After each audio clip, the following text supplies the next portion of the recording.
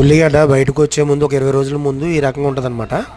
ఇది బయటకు వచ్చిన తర్వాత చూడండి ఎంత ఫ్రెష్గా ఉందో. ఈ ఉల్లిగడ్డ సైజుని బట్టి రకరకాలుగా డివైడ్ చేసి, ఏ సైజుని బట్టి ఆ సైజును డివైడ్ చేసి గ్రేడింగ్ చేసి మనం మార్కెట్ పంపించడం జరుగుతుంది అనమాట. ఇది కర్ణాటక ఉల్లిగడ్డ, కర్ణాటకలో పండుతుంది. ప్రజెంట్ కర్ణాటక తోటలో వీడియో ఇది. ఈ రకంగా ఉల్లిగడ్డ వస్తుంది. దీన్ని మనం ఏ రకంగా గ్రేడింగ్ చేసి దీన్ని ఏం చేస్తాను, మార్కెట్కి ఏ మార్కెట్ పంపించాలి, ఏ సైజులో ఏ మార్కెట్, లావు సైజు ఉంటే తమిళనాడు పంపించాలా, బెంగళూరు పంపించాలా, సన్నం ఉంటే బెంగాల్ పంపించాలా అని డివైడ్ చేస్తారన్నమాట. ఇది ఆ రకంగా ఉల్లిగడ్డని ఎక్కడెక్కడ డివైడ్ చేసి తోట ఎట్లా ఉంటుంది అనమాట. ఇది మొత్తం తోట చూడండి ఎట్లా ఉందో, మొత్తం ఇంత ఫ్రెష్గా ఉంచుకోండి తోట. ఇది ఉల్లిగడ్డ తోట.